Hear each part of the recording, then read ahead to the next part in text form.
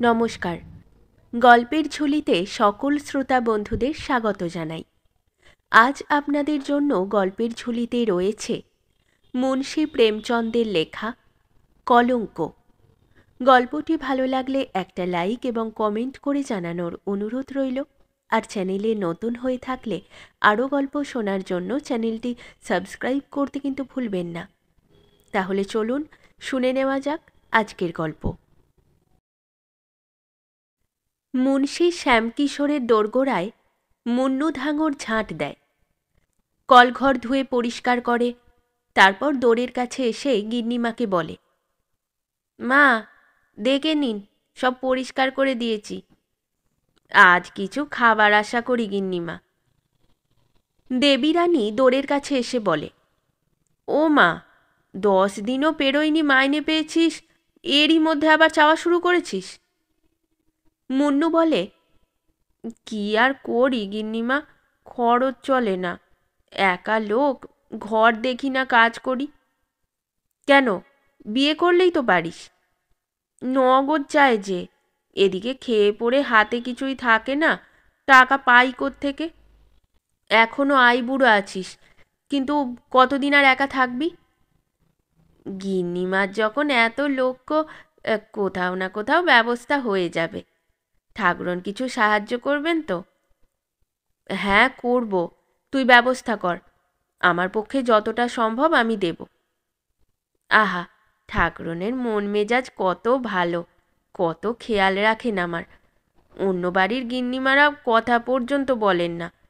ঠাকুরনকে ভগবান যেমন রূপশ্রী দিয়েছেন, তেমনই মনখানাও দিয়েছেন। ভগবান জানেন, ঠাকুরনকে দেখে খিদে তেষ্টা ভুলে যাই। বড় ঘরের মেয়ে বউদেরও দেখেছি, কিন্তু তারা আপনার নখের যোগ্যও নয়। যা, মিথ্যুক কোথাকার, আমি আর এমন কি সুন্দরী? কি করে যে বোঝাই আপনাকে, বড় বড় ঘরের উঁচু জাতের বৌঝিদের দেখি, শুধু ফর্সা রং ছাড়া আর কিছু নেই। ওদের মুখে সেই লালিত্য কোথায়? 1 টাকায় তোর কাজ চলবে? ঠাকুরুন, 2 টাকা দিন না। আচ্ছা, এই নে, এবার যা। যাই ঠাকুরুন, যদি রাগ না করেন একটা কথা জিজ্ঞেস করব? কিসের আবার কথা? তাড়াতাড়ি কর, আমায় উনুন ধরাতে হবে। তাহলে আর যাই ঠাকুরুন, পরে বলবো। না না, বল, কি কথা? এমন কিছু তাড়াতাড়ি নেই।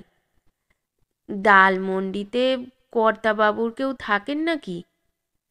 না, সেখানে কোনো আত্মীয় নেই তো। তাহলে হয়তো বন্ধু থাকেন। কর্তাবাবুকে প্রায় একটা বাড়ি থেকে নামতে দেখি। ডালমন্ডি তো পতিতাদের পাড়া। আগে হ্যাঁ ঠাকুরন, পতিতা অনেক আছে সেখানে, কিন্তু কর্তাবাবু তো সোজা সরল মানুষ। উনি দেরি করে বাড়ি ফেরেন নাকি? না না, সন্ধে হবার আগেই ঘরে ফিরে আসে, তারপর আর বেরোয় না। তবে হ্যাঁ, মাঝে মাঝে লাইব্রেরিতে যায়। ঠিক ঠিক, ধরতে পেরেছেন ঠাকুরন। সুযোগ পেলে ইশারায় বুঝিয়ে দেবেন, রাতে যেন সেদিকে যাতায়াত না করেন। মানুষের মন যতই পরিষ্কার হোক না কেন, যারা দেখে তারা কিছু একটা সন্দেহ করে। এরই মধ্যে বাবু শ্যামকিশোর এসে পড়ে। মুন্নু তাকে সেলাম করে, তারপর বালতি তুলে রওনা দেয়। শ্যামকিশোর জিজ্ঞেস করে, মুন্নু কি বলছিল? কিছু না, নিজের দুঃখের কাঁদুনি গাইছিল, খেতে চাইছিল। 2 টাকা দিয়েছি, কথাবার্তার ধরন ধারণ কিন্তু বেশ। তোমার তো কথা বলার রোগ, কেউ না জুটুক ধাঙরের সঙ্গেও কথা বলা চাই। এই ভূতটার সঙ্গে তুমি যে কি কথা বলো! ওর চেহারা দিয়ে আমার কি দরকার? বেচারা গরিব লোক, নিজের দুঃখের কাহিনী শোনাচ্ছিল, না শুনে থাকি কি করে? শ্যামবাবু রুমাল থেকে বেলফুলের মালা বার করে দেবীর গলায় পরিয়ে দেয়, কিন্তু দেবীর মুখে খুশির সামান্যতম চিহ্ন ফুটে ওঠে না। তির্যক দৃষ্টিতে চেয়ে বলে, তুমি ইদানিং ডালমন্ডির দিকে খুব ঘোরাঘুরি করছো? কে, আমি? আগে হ্যাঁ, তুমি। লাইব্রেরি যাবার অজুহাত করে বেরিয়ে যাও, আর ওদিকে জলসা হয়। ডাহা মিছে কথা। 16 আনা মিছে কথা। কে বলেছে তোমায়? মুন্নু বুঝি? মুন্নু আমায় কিছু বলেনি, কিন্তু তোমার খবরাখবর পেয়ে থাকি। তুমি আমার খবরাখবর নিও না। সন্দেহ করলে লোক সন্দেহবাতিক হয়ে পড়ে, তারপর বড় বড় অনর্থ সংগঠিত হয়। আচ্ছা, তুমিই বলো, আমি দালমন্ডিতে যাব কেন? তোমার চেয়ে বড় আর কেউ আছে নাকি দালমন্ডিতে? তোমার ওই মাতাল চোখের আমি দুরন্ত প্রেমিক। সুন্দরী অপ্সরাও আমার সামনে এসে দাঁড়ালে আমি চোখ তুলে দেখব না, বুঝলে? সারদাকে দেখছি না যে। কোথায়? নিচে খেলতে গেছে। উহুম, নিচে যেতে দিও না। সবসময় মোটর এক্কা গাড়ি ফিটন যাতায়াত করে, কখন যে কি ঘটে যাবে বলা যায় না। আজই আরদালি বাজার একটা দুর্ঘটনা ঘটেছে। 3টে ছেলে একসঙ্গে মারা গেছে। 3টে ছেলে? আহা, কি সাংঘাতিক ঘটনা! কার মোটর গাড়ি ছিল? এখনও খোঁজ পাওয়া যায়নি। ঈশ্বর জানেন। তোমায় কিন্তু এই মালায় দারুণ মানিয়েছে। দেবী স্মিত হেসে বলে, আর খোশামোদ করতে হবে না। তৃতীয় দিবসে মুন্নু এসে দেবীকে বলে, ঠাকরুন, এক জায়গায় বিয়ের কথাবার্তা চলছে। যা বলেছেন তা যেন পাই, আপনার ওপর ভরসা করে আছি। তা মেয়ে দেখেছিস? কেমন? কপালে যা আছে তাই হবে। অন্তত ঘরে রুটি খেতে পাবো, নইলে নিজের হাত পুড়িয়ে খেতে হয়। তবে মেজাজ খুব শান্ত। আমাদের জাতের মেয়েরা বড় চঞ্চল স্বভাবের হয়ে থাকে, হাজারে একটা শান্ত মেয়ে মেলে। কেন, তোদের পরিবারকে তোরা কিছু বলিস না? বলবো কি ঠাকরুন, ভয়ে ভয়ে থাকি, পাছে আশনাইয়ের কাছে চুগলি খেয়ে চাকরিটা না যায়। বাবু সাহেবদের আবার ধাঙর মেয়েদের ওপর ভয়ানক নজর থাকে। দেবী হেসে বলে, যা মিথ্যুক কোথাকার! বাবু সাহেবদের পরিবাররা ধাঙর বউদের চেয়েও খারাপ হয় নাকি? আর কিছু বলাবেন না ঠাকরুন, আপনি ছাড়া আর কোনো মানবগিন্নিকে দেখিনি যার সুখ্যাতি করা যায়। আমি খুব ছোট মাপের লোক, কিন্তু গিন্নিদের মতো যদি আমার পরিবার হয়, কথা বলতেও ইচ্ছে করবে না। ঠাকরুনের মতো সুন্দরী শান্ত কোনো মেয়ে লোক আমি দেখিনি। যা মিথ্যুক কোথাকার! এত খোশামোদ করা শিখেছিস কোত্থেকে? খোশামোদ নয় ঠাকরুন, সত্যি কথাই বলছি। একদিন আপনি জানলার ধারে দাঁড়িয়েছিলেন, রাজা মিয়ার চোখ আপনার ওপর পড়ে। ওই যে বড় জুতোর দোকান যার। আল্লাহ যেমন টাকা পয়সা দিয়েছে তেমন হৃদয়ও। আপনাকে দেখেই চোখ নামিয়ে নেয়। আজ কথায় কথায় ঠাকরুনের রূপ চেহারার প্রশংসা করতে শুরু করে। আমি বললাম, যেমন রূপ তেমনই আল্লাহ তাকে হৃদয়ও দিয়েছে। ওই যে লম্বাটে শ্যামবর্ণের ছেলে? হ্যাঁ হুজুর, সেই। আমায় বলতে থাকে কোনো রকমে একবার যদি তাকে দেখতে পেতাম, কিন্তু আমি ধমক দিয়ে বলি, খবরদার মিয়া, আমাকে এমন কথা বললে সেখানে তোমার জারি জুরি খাটবে না। খুব ভালো করেছিস তুই। হতছাড়া চোখ যেন কানা হয়, যখনই এদিক দিয়ে যায় জানালার দিকে চোখ যেন জুড়ে থাকে। বলে দিস এদিকে যেন ভুলেও না তাকায়। বলে দিয়েছি ঠাকরুন, এখন আজ্ঞা করুন যাই। আর কিছু পরিষ্কার করতে হবে না তো? কর্তাবাবুর ফেরার সময় হয়ে এসেছে, আমায় দেখলে আবার বলে বসবেন এখানে আমি কি কথা বলছি। এই রুটিগুলো নিয়ে যা, আজ আর উনুন ধরাতে হবে না। আল্লাহ আপনাকে সালামত রাখেন। জানেন, আমার মনেও ইচ্ছে হয় এই দোরগোড়ায় পড়ে থাকি, যা পাবো খাবো। সত্যি বলছি ঠাকরুন, আপনাকে দেখে আমার খিদে তেষ্টা সব মরে যায়। মুন্নু বেরোচ্ছিল, এরই মধ্যে বাবু শ্যামকিশোর ওপরে উঠে আসে। মুন্নুর শেষ কথা কটি তার কানে যায়। মুন্নু নিচে নেমে যেতেই শ্যামকিশোর বলে, তোমায় আমি বলেছি না মুন্নুর সঙ্গে বেশি কথা বলো না? তুমি মোটেই কথা শোনো না। ছোট লোকেরা এক ঘরের কথা অন্য ঘরে চালান করে দেয়। এদের সঙ্গে কখনো বেশি কথা বলতে নেই। খিদে তেষ্টা নষ্ট হবার কি কথা বলছিল? কি জানি কিসের খিদে তেষ্টা, এমন কোনো কথা ওঠেনি তো। ওঠেনি মানে? আমি নিজে স্পষ্ট শুনলাম। আমার মনে পড়ছে না। হবে কোনো কথা? ওর সব কথা আমি শুনি নাকি? ও কি তাহলে দেওয়ালের সঙ্গে বসে কথা বলে? ওই দেখো, একজন লোক তলায় জানলার দিকে নজর দিতে দিতে যাচ্ছে। এ পাড়ার মুসলমান ছোঁড়া, জুতোর দোকান আছে। তুমি এই জানলার ধারে দাঁড়িয়ে থাকো কেন? চিক ঝোলানো রয়েছে। থাকলেই বা, চিকের পাশে দাঁড়ালে বাইরের লোকেরা তোমার স্পষ্ট দেখতে পায়। আমার তা জানা ছিল না, আর কখনো জানালা খুলব না। ঠিক আছে, খুলে লাভ কি? মুন্নুকে আর ভেতরে আসতে দেবে না। কল ঘর পরিষ্কার করবে কে? বেশ, আসুক তাহলে, কিন্তু ওর সঙ্গে কথা বলো না। জানো, আজ একটা নতুন থিয়েটার এসেছে, চলো দেখে আসি। শুনেছি এ থিয়েটারে অভিনেতারা নাকি ভালো অভিনয় করে। এরই মধ্যে সারদা তলা থেকে মিষ্টির ঠোঙা নিয়ে ছুটে আসে। দেবী জিজ্ঞেস করে, এ কি, এ মিষ্টি তোকে দিল কে? রাজা কাকু দিয়েছে, বলছিল আমায় ভালো ভালো খেলনা এনে দেবে। শ্যামকিশোর বলল, রাজা কাকুটাকে? ওই তো সেই লোকটা, এক্ষুনি এদিক দিয়ে গেল। কে? ওই যে লম্বাটে কালো রঙের লোকটি? হ্যাঁ সেই, আমি এবার ওর বাড়িতে রোজ যাব। দেবী বলিল, তুই ওর বাড়িতে গিয়েছিলি নাকি? আমায় কোলে করে নিয়ে গেল যে। শ্যামকিশোর বলল, এবার থেকে তলায় আর খেলতে যাবি না। কোন দিন না মোটরের তলায় চাপা পড়িস। দেখিস না কত মোটর গাড়ি যাওয়া আসা করে। রাজা কাকু বলছিল আমায় মোটরে করে হাওয়া খাওয়াতে নিয়ে যাবে। বাড়িতে বসে বসে তুমি করো কি? হ্যাঁ, একটা মেয়েকে চোখে চোখে রাখতে পারো না? দেবী বলে, এত বড় মেয়েকে তো আর বাক্সে বন্ধ করে রাখা যায় না। কথার জবাব দিতে যে তুমি পটু তা আমার জানা আছে। আসলে গপ্প করে আর সময় পাও না। গপ্প করব কার সঙ্গে? এখানে কি আশেপাশে কেউ থাকে? কেন, মুন্নু রয়েছে। মুন্নু কি আমার বন্ধু, তার সঙ্গে বসে বসে গপ্প করব? গরিব লোক, নিজের দুঃখ গায়। কি আর করব, দূর দূর করে তাড়িয়ে দিতে পারি না। যাকগে, তাড়াতাড়ি রান্না করে ফেলো। 9টার সময় নাটক শুরু হবে, এখন 7টা। তুমি যাও, দেখে এসো, আমি যাব না। কেন, কি হলো আবার? তুমি তো 2 মাস ধরে নাম তাওড়াচ্ছিলে নাটক দেখা হয় না, নাটক দেখা হয় না। তুমি কি মনে মনে ঠিক করেছো আমি যা বলবো তা কখনো পালন করবে না?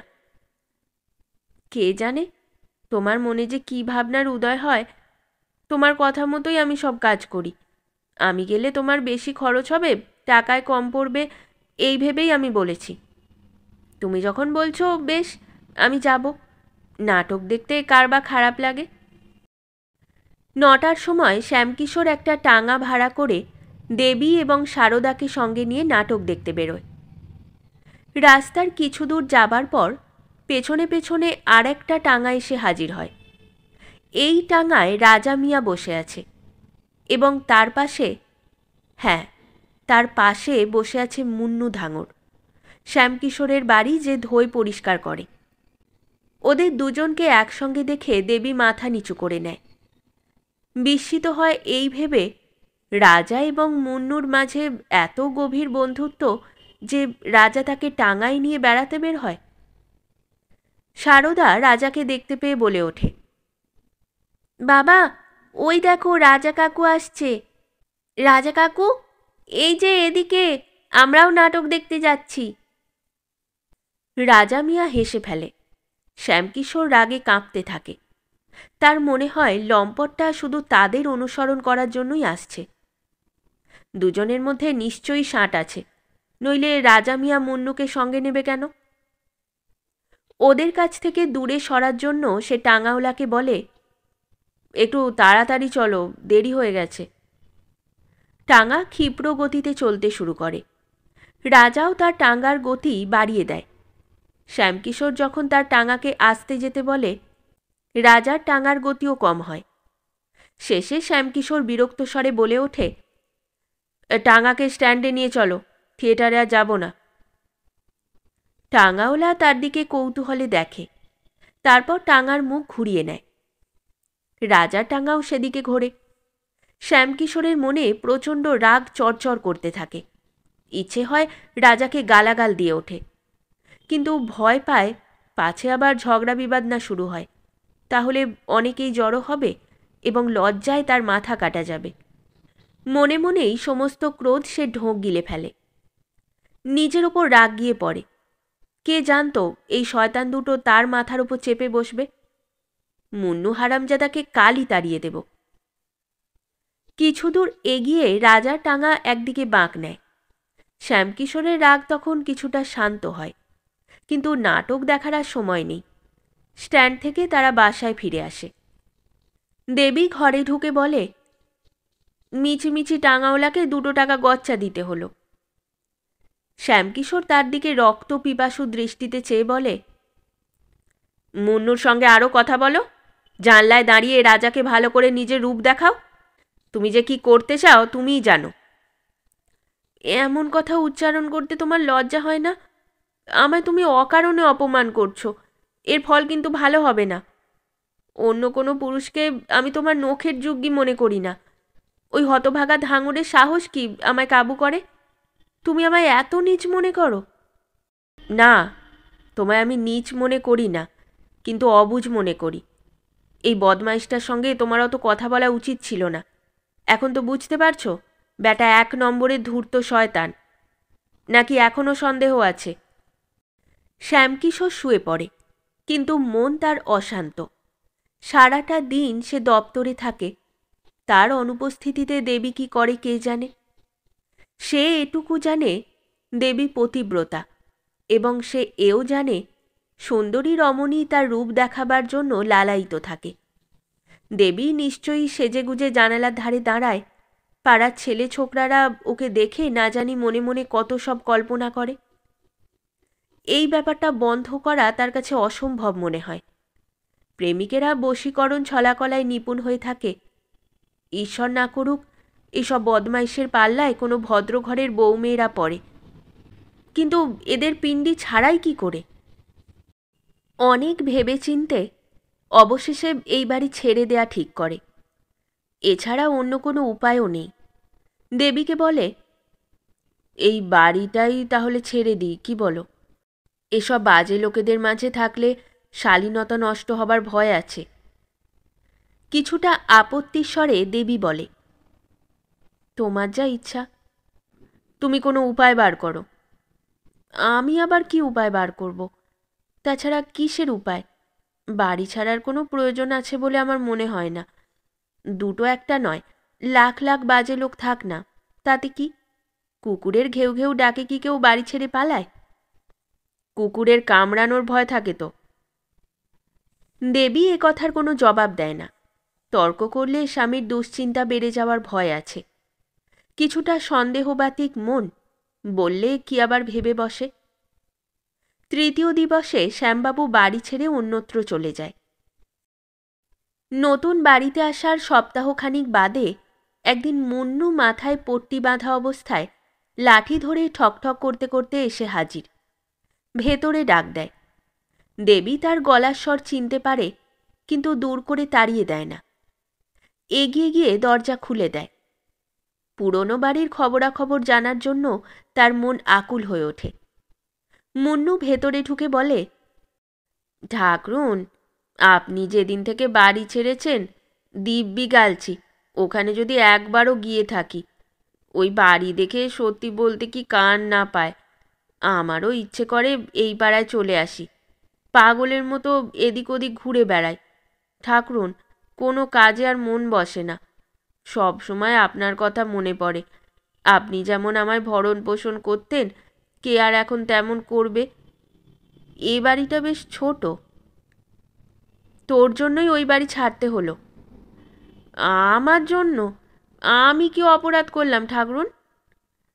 তুই তো সেদিন টাঙায় করে রাজার পাশে বসে আমাদের পেছন পেছন আসছিলি। এমন লোকের ওপর মানুষের সন্দেহ হয় না? ঠাকরুন, সেদিনের কথা জিজ্ঞেস করবেন না।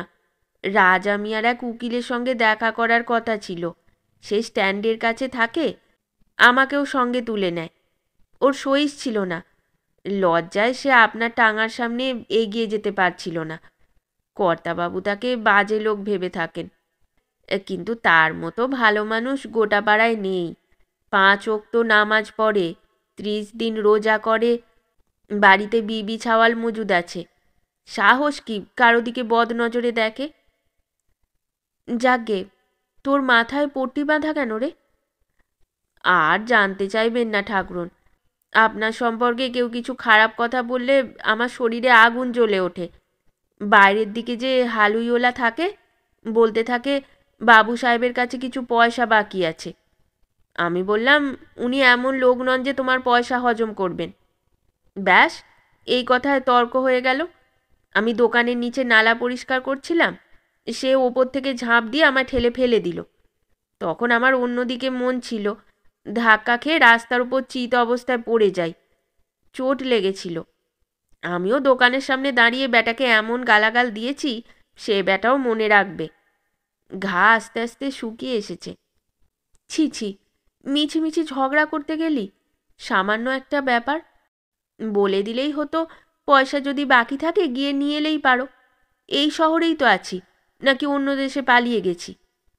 ঠাকরুন, আপনার সম্পর্কে বাজে কথা শুনতে পারি না। সে যত বড় লাট হোক না কেন, ঝাঁপিয়ে পড়বই। সে যদি মহাজন হয়ে থাকে তো নিজের বাড়িতে, ওর কাছে কি আমি ধারি নাকি? হ্যাঁ রে, ওই বাসায় নতুন কেউ এসেছে নাকি? অনেকে এসছিল, কিন্তু ঠাকরুন, যে বাসায় আপনি বাস করে এসেছেন সেখানে কি আর থাকতে পারে? আমরা ওদের সরিয়ে দিয়েছি। এদিকে রাজা মিয়া সেদিন থেকে খাওয়া দাওয়া প্রায় বন্ধ করে বসে আছে। মেয়েটার কথা মনে করে শুধু কাঁদে। ঠাকুরানের কি আমাদের কথা মনে পড়ে? কেন মনে পড়বে না? আমি কি রক্ত মাংসের মানুষ নই? জন্তুরাও নিজের ডেরা থেকে সরে এলে দিন কত খাওয়া দাওয়ার রুচি থাকে না। এই নে পয়সা, বাজার থেকে কিছু কিনে এনে খেয়ে নে। উপোস আছিস। আপনার দয়ায় খাওয়া দাওয়ার তেমন কষ্ট নেই। মানুষের হৃদয়টাই বড়, পয়সা কি আর এমন ব্যাপার? আপনার দয়ায় তো খাচ্ছি।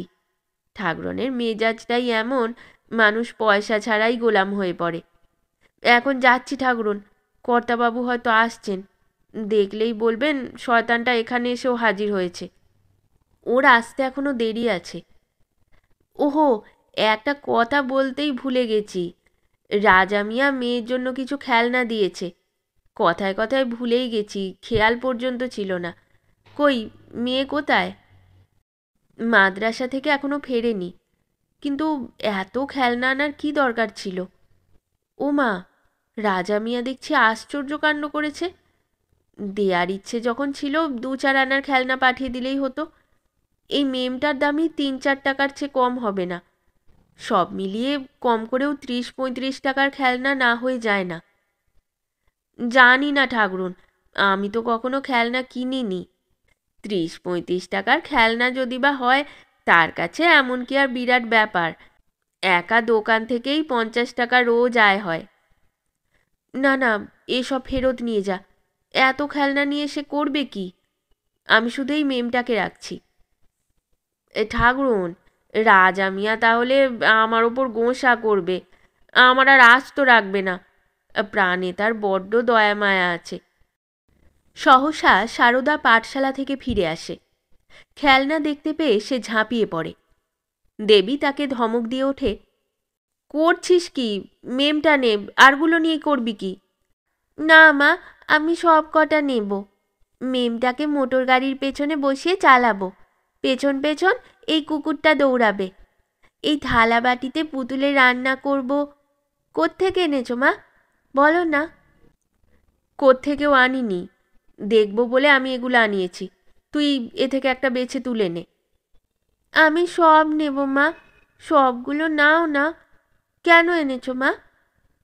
মুন্নু, তুই খেলনাগুলো নিয়ে ফিরে যা, শুধু ওই মেমটা থাকুক। কোত্থেকে এনেছো মুন্নু, বলো না? তোমার রাজা কাকু তোমার জন্য পাঠিয়েছে। রাজা কাকু পাঠিয়েছে? ওহো, রাজা কাকু খুব ভালো। কাল আমি বন্ধুদের দেখাবো ওদের কারো কাছে এমন পুতুল খেলনা নেই। কি মজা! আচ্ছা মুন্নু, তুই এখন যা। রাজা মিয়াকে বলে দিস আর যেন এখানে খেলনা না পাঠায়। মুন্নু চলে যেতেই দেবী সারদাকে বলে, খুকি, তোর খেলনাগুলোকে এখন তুলে রেখে দি। বাবা দেখলে রাগ করবে, বকুনি দেবে। কেন রাজা মিয়ার কাছ থেকে খেলনা নিয়েছ? ছুঁড়ে ভেঙে ফেলবে। ভুলেও তোর বাবার কাছে খেলনার কথা পারিস না। না মা, এগুলো তুমি তুলে রাখো, নইলে বাবা ভেঙে ফেলবে। বাবাকে কখনো বলিস না খেলনাগুলো রাজা কাকু দিয়েছে, নইলে বাবা রাজা কাকুকে মারধর করবে, তোর কান কেটে দেবে। বলবে মেয়েটা একটা ভিখারি বেহায়া, সবার কাছ থেকে খেলনা চেয়ে বেড়ায়। সত্যি কথা বলছো মা? এগুলো তুমি তুলে রাখো, নইলে বাবা সব ভেঙে ফেলবে। ইতিমধ্যে বাবু শ্যামকিশোর দপ্তর থেকে ফিরে আসে। ভ্রু কুঞ্চিত ছিল, এসেই বলে ওঠে, শয়তানটা এই পাড়ায় আসা শুরু করেছে। আজ ওকে আমি দেখেছি। ও কি এখানেও এসেছিল?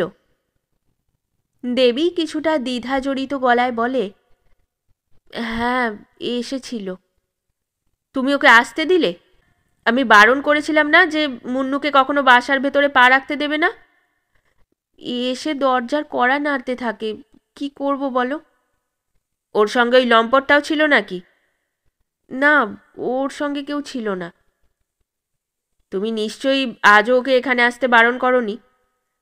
আমার মনে ছিল না, কিন্তু কি করতে আর আসবে এখানে?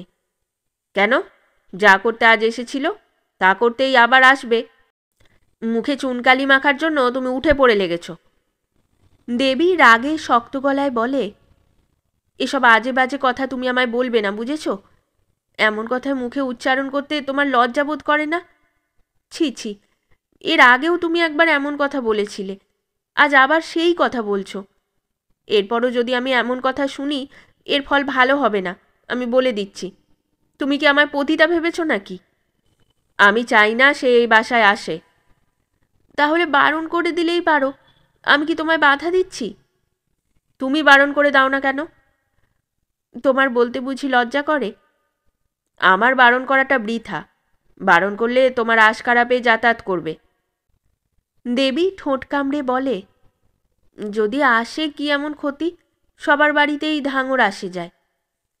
এরপর মুন্নুকে যদি আমি দোরগোড়ায় দেখি, তাহলে তোমার ভালো হবে না, এ আমি বলে রাখলাম। এই বলে শ্যামকিশোর নিচে নেমে যায়। দেবী স্তম্ভিত হয়ে দাঁড়িয়ে থাকে। অপমানে, লাঞ্ছনা এবং অবিশ্বাসের আঘাতে তার হৃদয় পীড়িত হয়ে ওঠে। সে ডুকরে কেঁদে ওঠে। যে আঘাত তার মনে বেশি করে বাজে তা হলো, আমার স্বামী আমাকে এত নীচ, এতখানি নির্লজ্জ মনে করে। যে কাজ পতিতাও করে না, সেই সন্দেহ সে আমাকে করছে। শ্যামকিশোর বাড়িতে ঢোকার সঙ্গে সঙ্গে সারদা তার খেলনা তুলে নিয়ে পালিয়ে যায়, পাছে বাবা ভেঙে না ফেলে। নিচে গিয়ে সে ভাবতে থাকে, এগুলো কোথায় লুকিয়ে রাখি। সে ভাবতে থাকে, আর এরই মধ্যে ওর এক বন্ধু উঠোনে ঢোকে। সারদা ওকে খেলনা দেখাবার জন্য আকুল হয়ে ওঠে। কোনো রকমেই সে এই প্রলোভন এড়াতে পারে না। বাবা এখন ওপরে, এত তাড়াতাড়ি নিচে নামবে না। ততক্ষণ বন্ধুকে খেলনাগুলো দেখাতে আপত্তি কি? বন্ধুকে সে কাছে ডাকে। তারপর দুজনে খেলনা দেখতে এত দূর মগ্ন হয়ে পড়ে যে শ্যামকিশোর নিচে নেমে এসেছে সে খেয়ালটুকুও নেই। খেলনা দেখতে পেয়েই শ্যামকিশোর প্রায় ঝাঁপিয়ে সারদার কাছে এসে হাজির হয়। জিজ্ঞেস করে, এই খেলনাগুলো কোত্থেকে পেয়েছিস? সারদার ফোঁপানি শুরু হয়। ভয়ে সে থরথর করে কাঁপতে থাকে। মুখ থেকে একটাও শব্দ বেরোয় না। শ্যামকিশোর আবার ধমকে জিজ্ঞেস করে, বলছিস না যে? বল, কে তোকে খেলনা দিয়েছে? সারদা কেঁদে ফেলে।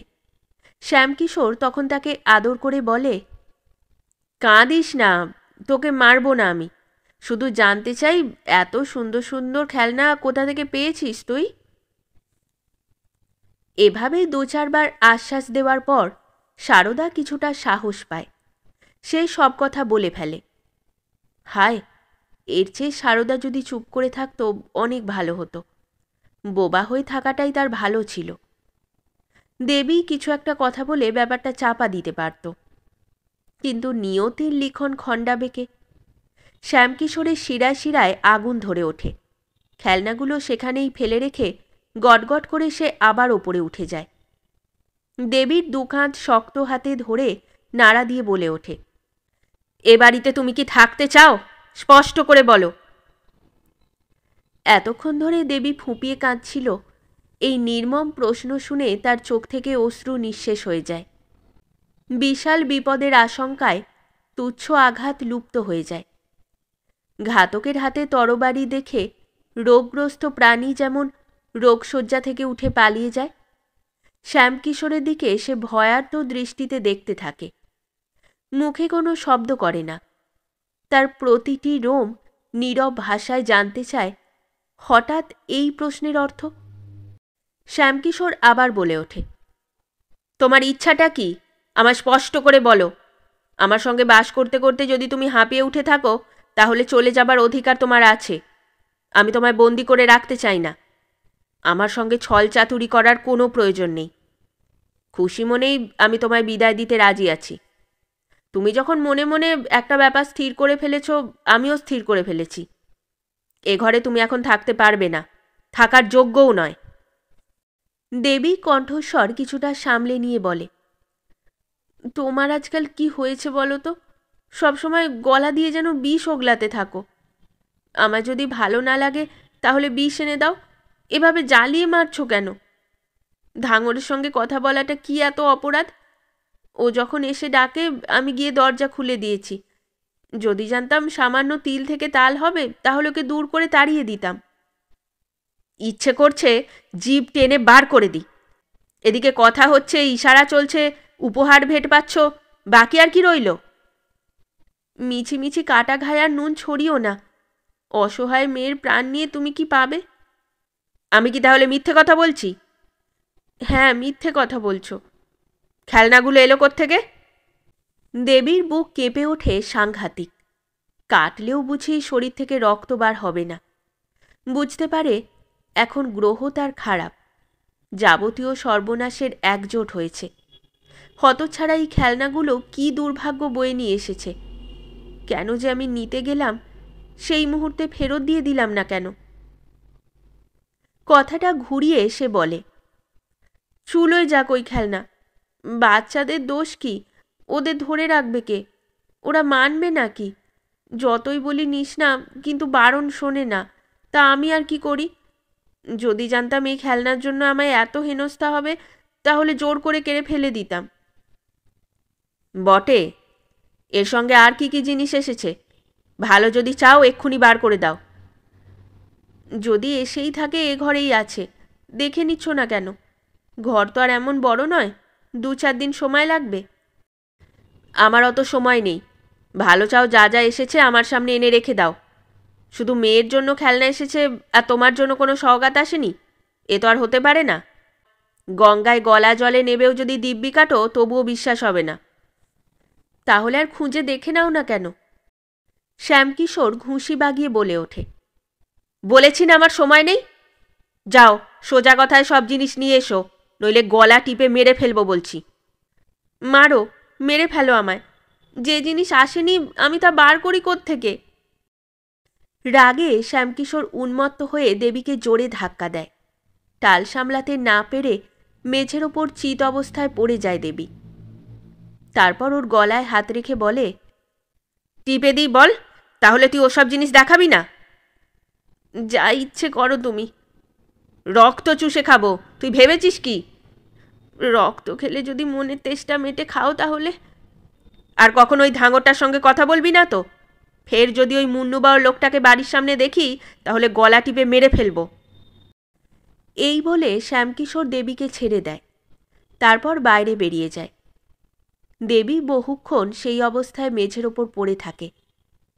তার মনে এখন স্বামী প্রেমের মর্যাদা রক্ষার লেশ মাত্র নেই। প্রতিকারের জন্য তার অন্তঃকরণ ক্ষিপ্ত হয়ে উঠেছিল। এই মুহূর্তে সে যদি শুনতে পায় শ্যামকিশোরকে বাজারে কেউ জুতো পেটা করেছে, তাহলে সে হয়তো খুশি হতো।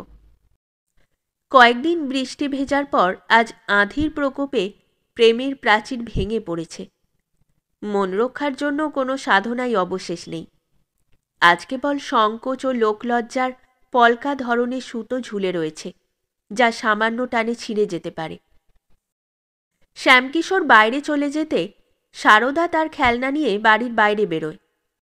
বাবা যখন খেলনা দেখে কিছু বলল না, তাহলে আর চিন্তা কিসের, কিসের ভয়? এখন সে খেলনাগুলোকে তার বন্ধুদের দেখাবে না কেন? রাস্তার ওপারে একটা মিষ্টির দোকান। মিষ্টিওয়ালার মেয়ে বাড়ির দোরগোড়ায় দাঁড়িয়ে আছে। সারদা তাকে খেলনা দেখাবার জন্য এগোয়। মাঝখানে রাস্তা, ঘন ঘন গাড়ি ঘোড়া, মোটরে যাতায়াত লেগেই আছে। সারদা নিজের আনন্দে মশগুল, অন্যদিকে তার আর কোনো লক্ষ্য নেই। সে খেলনা নিয়ে রাস্তায় দৌড়য়। কে জানত পেছন পেছন সমন সেরকম দৌড়ে আসছে প্রাণের খেলনা নেবার জন্য। সামনে একটা মোটর গাড়িকে এগিয়ে আসতে দেখা যায়। অন্য দিক থেকে একটা ঘোড়ার গাড়ি এগিয়ে আসছে। সারদা ভাবে সে দৌড়ে পার হয়ে ওদিকে চলে যেতে পারবে। মোটর হর্ন দেয়, সারদাও দৌড়ে সামনের দিকে এগিয়ে যায়। কিন্তু ভবিতব্য রুখবে কে? মোটর গাড়ি সারদাকে চাপা দিয়ে ঘষ্টাতে ঘষ্টাতে কিছু দূর এগিয়ে যায়। রাস্তার উপরে একটা মাংসের পিণ্ড, পাশে খেলনাগুলো ছড়িয়ে ছিটিয়ে অক্ষত অবস্থায় পড়ে থাকে সেরকম। একটাও ভাঙেনি। খেলনা পড়ে থাকে, কিন্তু যার খেলার কথা সে আর থাকে না। দুটোর মাঝে কোনটা স্থায়ী কোনটা বা অস্থায়ী কে তা নির্ণয় করবে? চারদিক থেকে লোকেরা ছুটে আসে। এ কি, এ যে শ্যামবাবুর মেয়ে, ও বাড়ির ওপরতলার ভাড়াটে। ইস, মাংসপিণ্ড কে তুলবে? একজন লোক ছুটে যায় তাদের বাড়ি, গিয়ে ডাকে, শ্যামবাবু, শ্যামবাবু, আপনার মেয়ে কি বাইরে খেলা করছিল? একটু নিচে নেমে আসুন তাড়াতাড়ি। দেবী ছাদের আলসেতে দাঁড়িয়ে রাস্তার দিকে দৃষ্টি ফেলে। চোখের সামনে সারদার মাংসপিণ্ড উঠে আসে। আর তো চিৎকারে সে বেসামাল, অস্থিরভাবে নিচে দৌড়ে আসে। রাস্তায় এসে সারদাকে কোলে তুলে নেয়। তার পা জোড়া থরথর করে কাঁপতে থাকে। এই বজ্রপাত তাকে পাথর করে ফেলে। চোখ ফেটে কান্নাও বেরোয় না। পাড়ার কয়েকজন তাকে জিজ্ঞেস করে, শ্যামবাবু কোথায়? তাকে কিভাবে খবর দেওয়া যায়? কি উত্তর দেবে দেবী? সে সংজ্ঞাহীন হয়ে আছে। মেয়ের মৃতদেহ তার কোলের ওপর, রক্তে শাড়ি কাপড় ভিজে চুপচুবে। আকাশের দিকে ফ্যালফ্যাল করে তাকিয়ে আছে, যেন ঈশ্বরকে জিজ্ঞেস করছে, সব বিপদ কি আমারই মাথায়? অন্ধকার হয়ে আসছে, অথচ শ্যামকিশোরের কোনো পাত্তা নেই। জানেও না সে গেছে কোথায়। ধীরে ধীরে 9টা বাজে। শ্যামকিশোরের দেখা নেই। এতক্ষণ সে বাইরে থাকে না কখনো। আজই কি তার এমন গায়েব হওয়া দরকার ছিল? হায় ঈশ্বর, 10টা বাজে। দেবী এবার কেঁদে ফেলে। মেয়ের মৃত্যুতে দুঃখ যতটা না হয়, তার চেয়ে বেশি দুঃখ হয় তার নিজের অসামর্থ্যে। সবের দাহক্রিয়া করবে কি করে? কে যাবে তার সঙ্গে? এত রাত হয়েছে, কেউ কি রাজি হবে তার সঙ্গে যেতে? যদি কেউ সঙ্গে না যায়, তাহলে কি তাকে একা যেতে হবে? সারা রাত কি মাংসপিণ্ড কোলে নিয়ে বসে কাটাতে হবে? ক্রমশ নিস্তব্ধতা ঘিরে ধরতে থাকে। দেবীর ভয় হতে থাকে। সে পশ্চাতাপ করতে থাকে, হায় হায়, কেন সে সন্ধেবেলায় মৃতদেহ নিয়ে বেরিয়ে পড়েনি? 12টা বাজে। সহসা দরজা খোলে কেউ। দেবী উঠে দাঁড়ায়। তবে উনি এসেছেন? তার হৃদয় ফুলে ওঠে। কাঁদতে কাঁদতে বাইরে আসে। কিন্তু উনি নন, পুলিশের লোক, মামলার তদন্তে এসেছে। বেলা 5টার ঘটনা, তদন্ত শুরু হয় রাত 11টার সময়। হবে না কেন? থানার বাবুও তো মানুষ, সন্ধ্যাবেলায় সেও বেড়াতে টেড়াতে বেরোয়। ঘণ্টাখানিক ধরে তদন্ত চলে। দেবী ভেবে দেখে এখন আর সংকোচ করে কাজ এগোবে না। থানার বাবু তাকে যা জিজ্ঞেস করে নিঃসংকোচে সে তার জবাব দেয়। একটুও লজ্জাবোধ করে না, দ্বিধাও হয় না। থানার বাবুও বিস্মিত হয়। সকলের বয়ান লিখে দারোগাবাবু যখন বেরোতে যায়, দেবী জিজ্ঞেস করে, আপনি কি সেই মোটর গাড়ির খোঁজ করবেন? দারোগা বলে, এখন হয়তো খোঁজ পাওয়া যাবে না। তাহলে কি ওর কোনো সাজা হবে না? কি করে হবে? কেউ তার নম্বর জানে না। সরকারের তরফ থেকে কোনো ব্যবস্থা হবে না? গরিবের ছেলেরা কি এভাবে পিষে গুড়িয়ে মরবে? এর কি ব্যবস্থা হতে পারে? মোটর গাড়ি তো আর বন্ধ করা যাবে না। অন্তত পুলিশদের এটা দেখা উচিত শহরে কেউ যেন জোরে গাড়ি না চালায়। কিন্তু আপনারা তা দেখবেন কেন? আপনাদের অফিসাররাও মোটরে চেপে যান। আপনি যদি তাদের গাড়ি থামান তাহলে কি আপনার চাকরি আর থাকবে? থানার বাবুরা লজ্জা পেয়ে চলে যায়। রাস্তায় নেমে একজন সেপাই বলে ওঠে, বউটা বড় ক্যাটক্যাটে কথা বলে হুজুর। দারোগা বলে, আরে এ যে আমার দম ছাড়িয়ে দিয়েছে, কি ভয়ঙ্কর রূপ পেয়েছে। কিন্তু সত্যি বলছি, একবারও ওর দিকে চেয়ে দেখিনি, চেয়ে দেখার সাহস পাইনি। রাত 12টার পর শ্যামকিশোর নেশায় চুর হয়ে বাড়ি ফেরে। মাঝপথেই সে দুঃসংবাদ পেয়েছে। কাঁদতে কাঁদতে বাড়িতে ঢোকে। দেবী বসেছিল, ভেবে রেখেছিল যাই হোক না কেন আজ ঝগড়াঝাটি না করে ছাড়ব না। কিন্তু তাকে এমনভাবে কাঁদতে দেখে সব রাগ জল হয়ে যায়। তার সঙ্গে নিজেও কাঁদতে শুরু করে। অনেকক্ষণ ধরে দুজনে একসঙ্গে কাঁদতে থাকে। এই বিপদ তাদের দুজনের হৃদয়কে পরস্পরের কাছাকাছি টেনে আনে। মনে হলো তাদের আগেকার প্রেম যেন জাগরুক হয়েছে। পরদিন সকালে সবাই দাহক্রিয়া সেরে ফিরে আসে। শ্যামকিশোর দেবীর দিকে স্নেহ ভরে করুণ স্বরে বলে, একা একা তোমার কাটাতে কষ্ট হবে। দেবী বলে, তুমি কি 10-5 দিনে ছুটি নিতে পারবে না? আমিও তাই ভাবছি, 15 দিনের ছুটি নিই, কি বলো? শ্যামকিশোর ছুটি নেবার জন্য দপ্তরে রওনা দেয়। এই বিপদে দেবীর মন একদিকে যতটা অনাবিল হয়ে ওঠে তা মাসাবধিকাল ছিল না। মেয়েকে হারিয়ে যে বিশ্বাস ও প্রেম সে পায় তা তার অশ্রু মোছার পক্ষে নিতান্ত কম নয়। আহ অভাগিনী, এত খুশি হইও না। তোমার জীবনের শেষ অঙ্ক এখনো বাকি, যা তুমি আজও কল্পনা করতে পারবে না। পরদিন শ্যামকিশোর বাড়িতেই ছিল। এমন সময় মুন্নু এসে সেলাম জানায়। শ্যামকিশোর কিছুটা শক্ত গলায় জিজ্ঞেস করে, কি ব্যাপার, তুই বারবার এখানে আসিস যে বড়? মুন্নু করুণ স্বরে বলে, কর্তা, কালকের কথা যে শোনে তারই রাগ ধরে।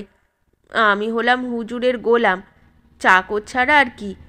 কর্তার নিমক খেয়েছি যে, তা কি কখনো হারমাস থেকে আলাদা করা যায়? মাঝে মাঝে খোঁজ খবর নিতে এসে পড়ি।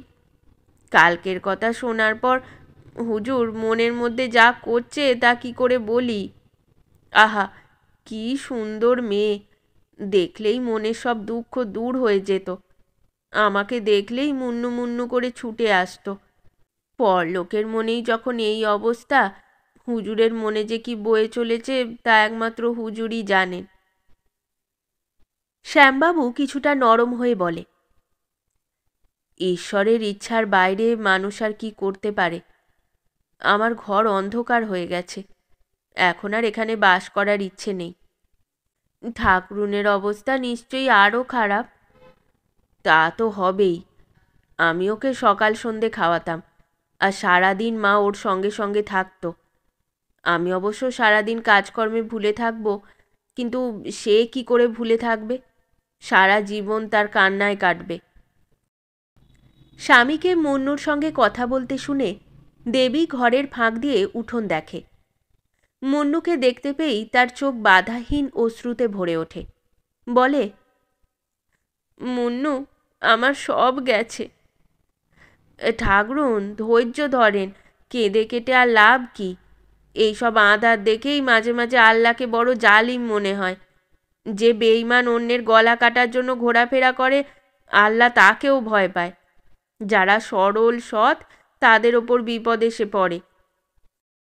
মুন্নু দেবীকে ভরসা দিতে থাকে। শ্যামবাবুও তার কথায় সমর্থন জানাতে থাকে।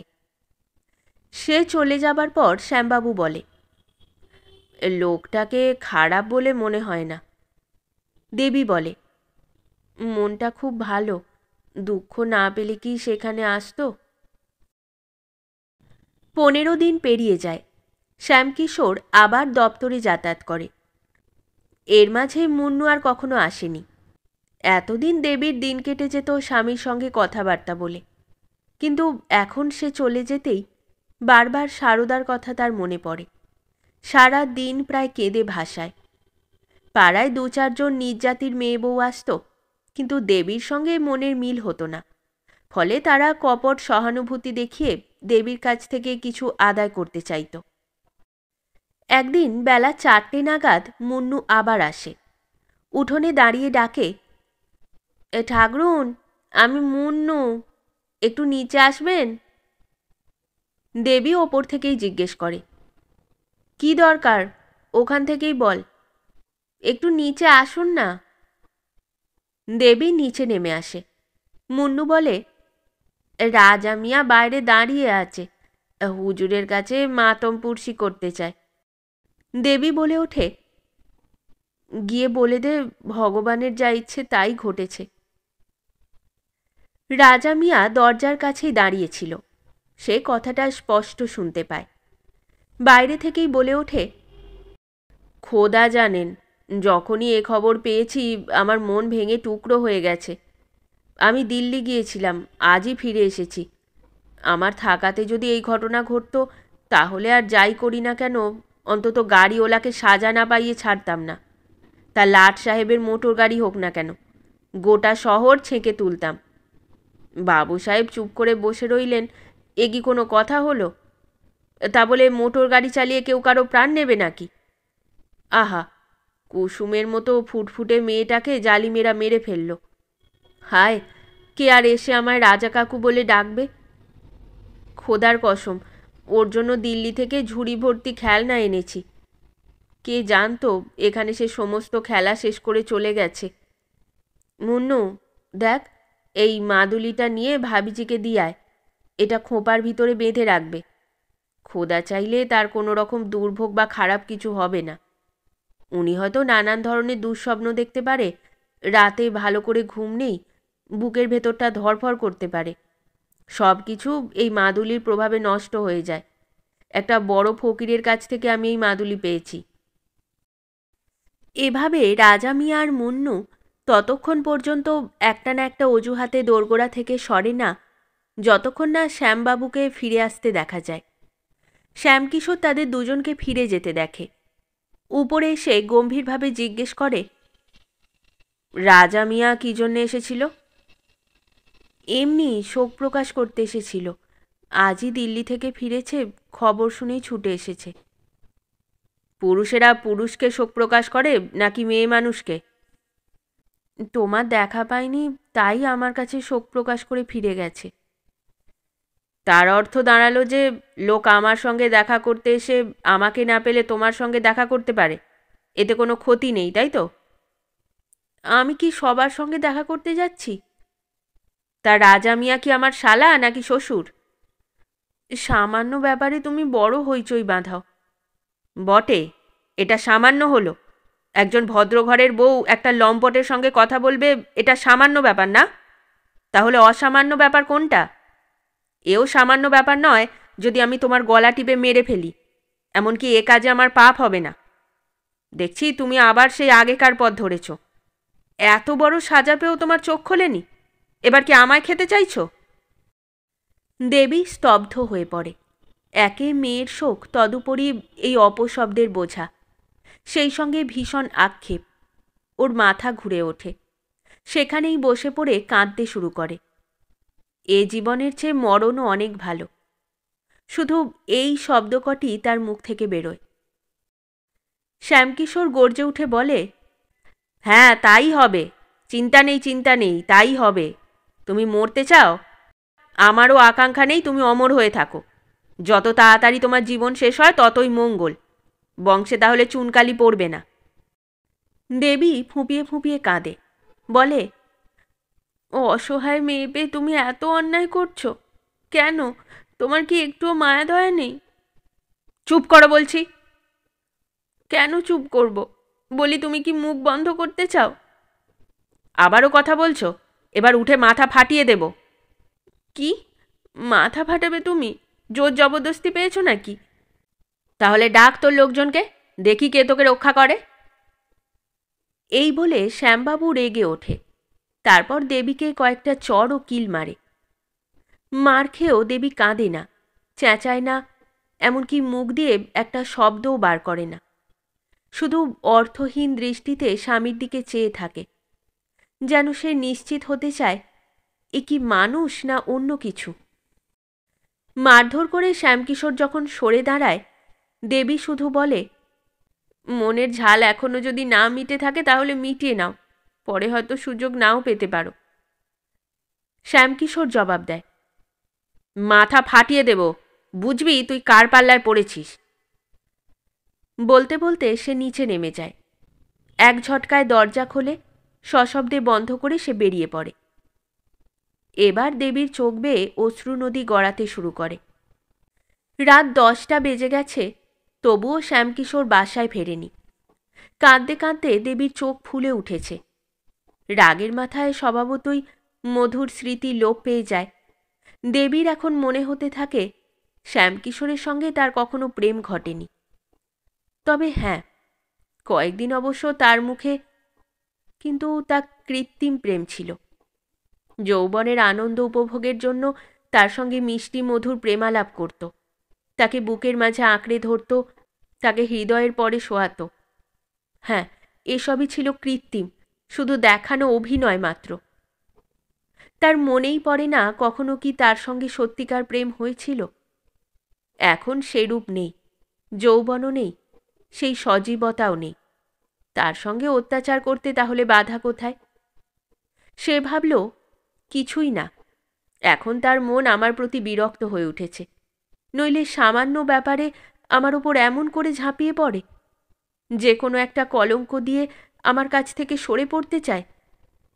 এই যদি হয়, আমি কেন তাহলে ওর ভাত কাপড় আর মার খাবার জন্য এই সংসারে পড়ে থাকি? প্রেমই যখন রইল না, আমার এখানে থাকাটাই ধিক্কার। বাপের বাড়িতে আর কিছু না হোক, এরকম দুর্গতি তো হবে না। এর যদি এই ইচ্ছে তাহলে এটাই হোক, আমিও মনে করব বিধবা হয়েছি। রাত যত এগোতে থাকে, দেবীর প্রাণ শুকিয়ে আসতে থাকে। ওর মনে ভয় চেপেছিল ফিরে এসে আবার না মারধর করে। সাংঘাতিক রাগ নিয়ে সে বাড়ি থেকে বেরিয়েছে। কি ভাগ্য, আমি কি এত নীচ হয়ে গেছি যে ধাঙরের সঙ্গে জুতোওয়ালার সঙ্গে আশনাই করে বেড়াবো? এমন কথা মুখ দিয়ে উচ্চারণ করতেও এই ভালো মানুষের সামান্য লজ্জা হয় না? কি করে যে তার মনে এমন কথা উদয় হয়? আর কিছু নয়, আসলে স্বভাবে নীচ অনুদার অন্তঃকরণ, স্বার্থপর লোক ছাড়া সে আর কিছু নয়। নীচদের সঙ্গে থাকলে নীচ হতে হয়। আমারই ভুল এতদিন ধরে এর মেজাজ সহ্য করে এসেছি। যেখানে সম্মান নেই, মর্যাদা নেই, প্রেম নেই, বিশ্বাস নেই, সেখানে বাস করা বেহায়াপনা ছাড়া আর কি? আমি তো এর কাছে কৃতদাসী হইনি, যা ইচ্ছে তাই করব। মারধর করবে আর আমি পড়ে পড়ে সহ্য করব? সীতার মতো স্ত্রী যদি হয়, রামের মতো স্বামীও হয়। দেবীর ক্রমশ এমন আশঙ্কা হতে থাকে শ্যামকিশোর ফিরে এসে সত্যি সত্যি তার গলা টিপে মেরে ফেলবে, অথবা ছোড়া বিঁধে দেবে। সে সংবাদপত্রে এ ধরনের বহু নিষ্ঠুর হত্যার খবর পড়েছে। শহরে এ ধরনের বহু ঘটনা ঘটেছে। ভয়ে সে কাঁপতে থাকে। এখানে থাকলে তার প্রাণ সুরক্ষিত থাকবে না। দেবী তারপর কাপড়ের একটা ছোট পুঁটুলি বাঁধে। ভাবতে বসে, এখান থেকে বেরোবো কী করে? তাছাড়া বেরিয়েই বা যাব কোথায়? এখন যদি মুন্নুর খবর পাওয়া যেত তাহলে কাজ হতো। ও কি আমাকে বাপের বাড়িতে পৌঁছে দিত না? একবার বাপের বাড়ি গিয়ে হাজির হই না, তারপর উনি মাথা খুঁড়ে মরলেও ভুলেও কখনো আসবো না। সেও মনে রাখবে। টাকাগুলো রেখে যাই কেন? এ দিয়ে তো মজা ফুর্তি লুটবে। আমি সংসার খরচ থেকে কেটে ছেটে জমিয়েছি। এর আর এমন কি আয়? খরচ করতে চাইলে কানাকড়িও সঞ্চয় হতো না। নেহাত পয়সা পয়সা করে জমিয়েছি। দেবী নিচে নেমে দরজা বন্ধ করে আসে। তারপর বাক্স খুলে তার সমস্ত অলংকার এবং টাকা বার করে পুঁটুলিতে বাঁধে। সবকটা কারেন্সি নোট, ফলে ভার বোধ হয় না। সহসা কেউ সদর দরজায় সশব্দে ধাক্কা দেয়। দেবী আঁতকে ওঠে। ওপর থেকে উঁকি মেরে দেখে শ্যামকিশোর। তার সাহস হয় না গিয়ে দরজা খুলে দেয়। উপরন্তু শ্যামবাবু এত জোরে জোরে ধাক্কা মারতে শুরু করে যেন দরজা ভেঙে ফেলবে। এভাবে দরজা খোলার প্রয়াস তার মনের অবস্থা স্পষ্টভাবে প্রকাশ করছিল। বাঘের মুখে যাওয়ার সাহস দেবীর হয় না। অবশেষে শ্যামকিশোর চেঁচিয়ে বলে, ও ড্যাম, দরজা খোলো! ব্লাডি, দরজা খোলো, এক্ষুনি খোলো! দেবীর মনে যাও বা সাহস ছিল তাও লুপ্ত হতে থাকে। শ্যামকিশোর নেশায় চূর হয়ে এসেছে। হুঁশ থাকলে হয়তো বা দয়া জাগত, তাই মদ খেয়ে এসেছে। দরজা আমি আর খুলছি না, ভেঙে ফেললেও না। এখন আর আমাকে এ বাড়িতে পাচ্ছ না, মারবে কোত্থেকে? তোমায় ভালো করে চিনেছি।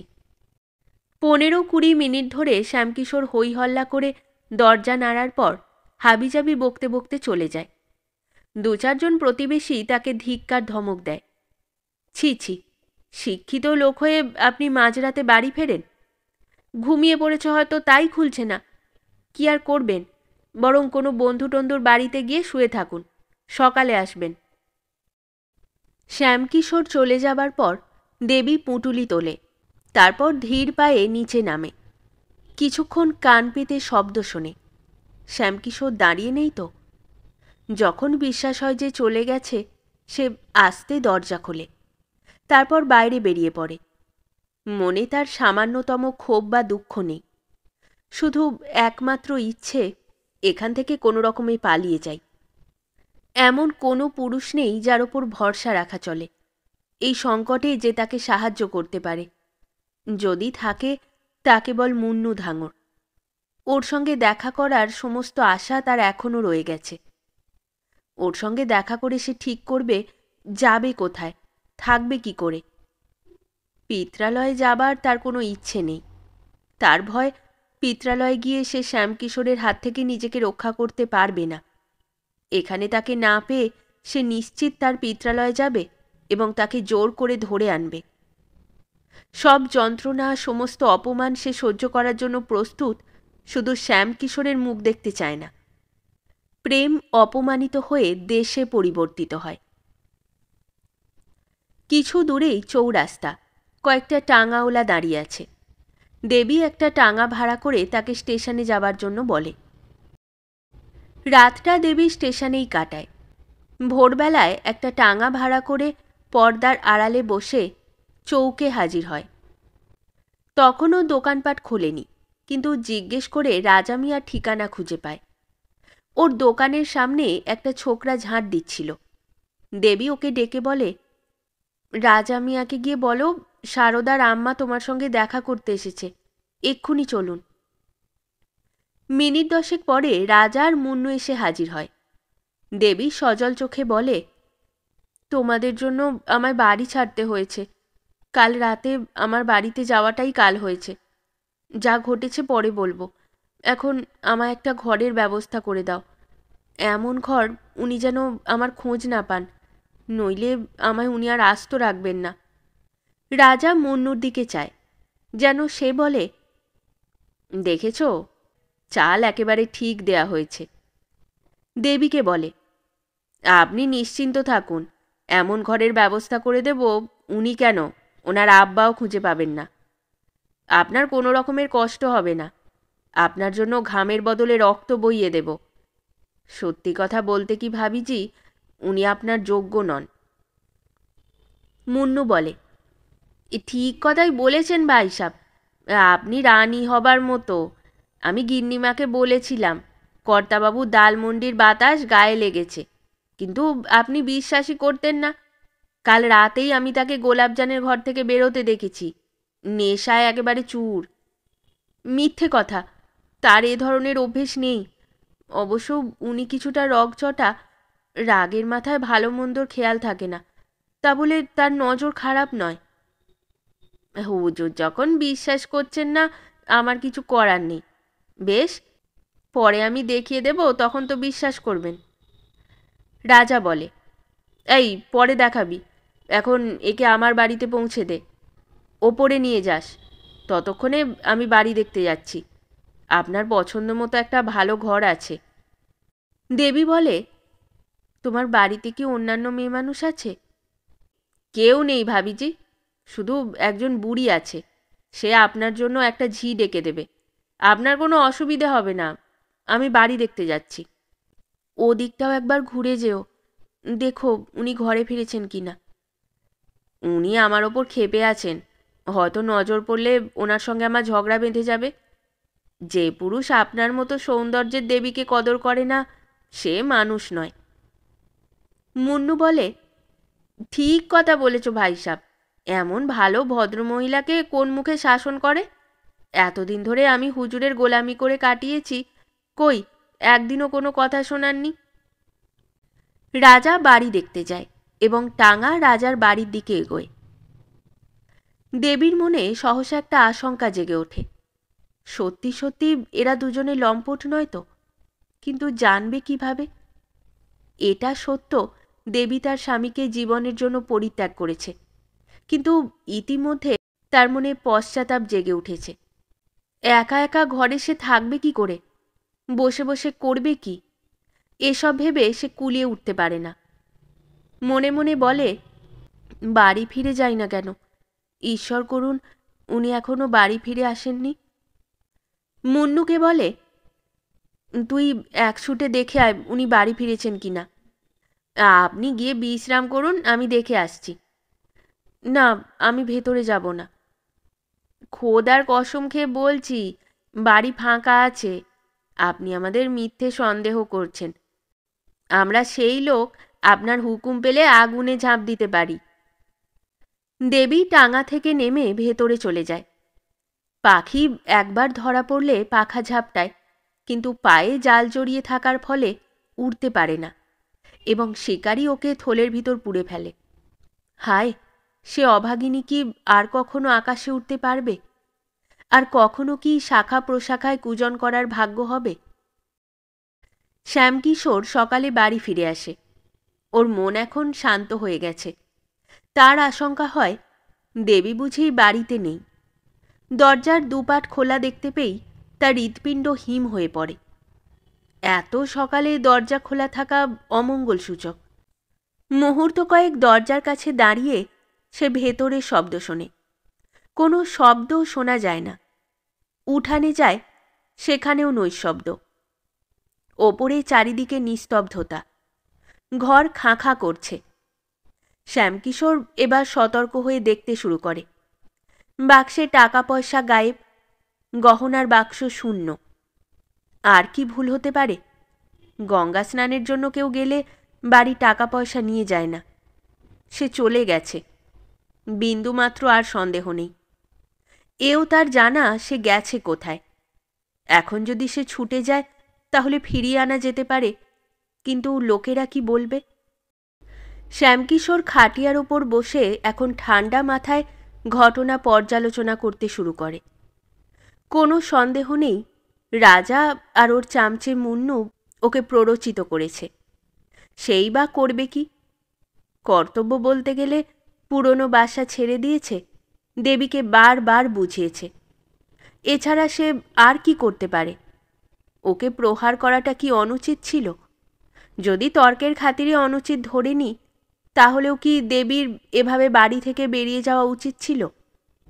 অন্য কোনো মহিলা যার হৃদয়ে প্রথম থেকে বিষ ভরে না দিয়ে থাকলে শুধু প্রহিত হয়ে বাড়ি থেকে বেরিয়ে যেতে পারে? দেবীর হৃদয় নিঃসন্দেহে কলুষিত হয়ে গিয়েছিল। শ্যামকিশোর আবার ভাবে, একটু পরেই ঝি আসবে। দেবীকে ঘরে না দেখে সে নিশ্চয়ই জিজ্ঞেস করবে, তখন কি জবাব দেব? মুহূর্তে গোটা পাড়ায় এই খবর ছড়িয়ে পড়বে। হায় ঈশ্বর, এবার কি করি? শ্যামকিশোরের মনে এ সময় সামান্যতম পশ্চাতাপ বা দয়া ছিল না।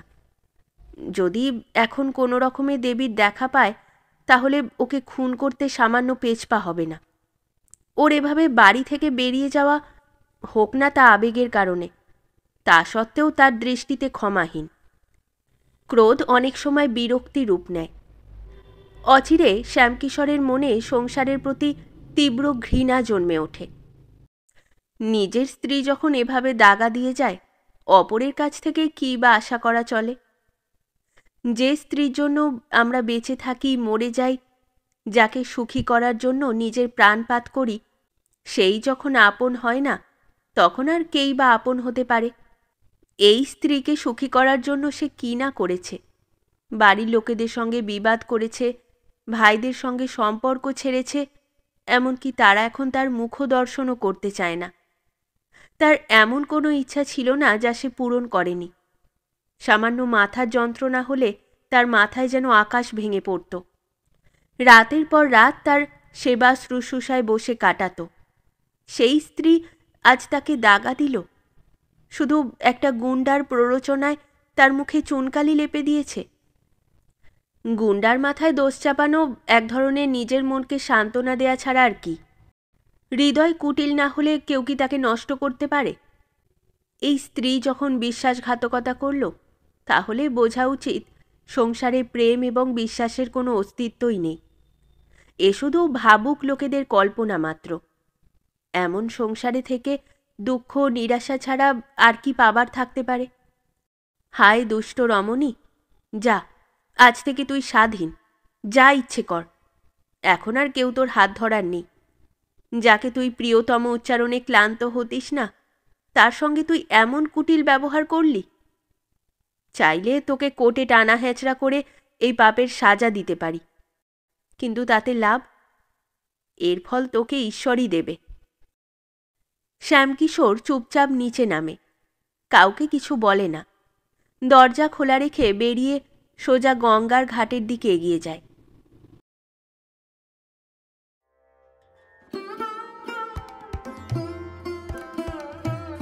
শেষ হলো আমাদের আজকের গল্প। গল্প পাঠে এবং বিভিন্ন চরিত্রে আমি তৃষিতা। গল্পটি ভালো লাগলে লাইক এবং শেয়ার করে দেবেন। আর চ্যানেলে নতুন হয়ে থাকলে আরও গল্প শোনার জন্য চ্যানেলটি সাবস্ক্রাইব করতে কিন্তু ভুলবেন না। খুব তাড়াতাড়ি নতুন একটি গল্প নিয়ে ফিরে আসব। সকলে ভালো থাকুন, শুনতে থাকুন গল্পের ঝুলি।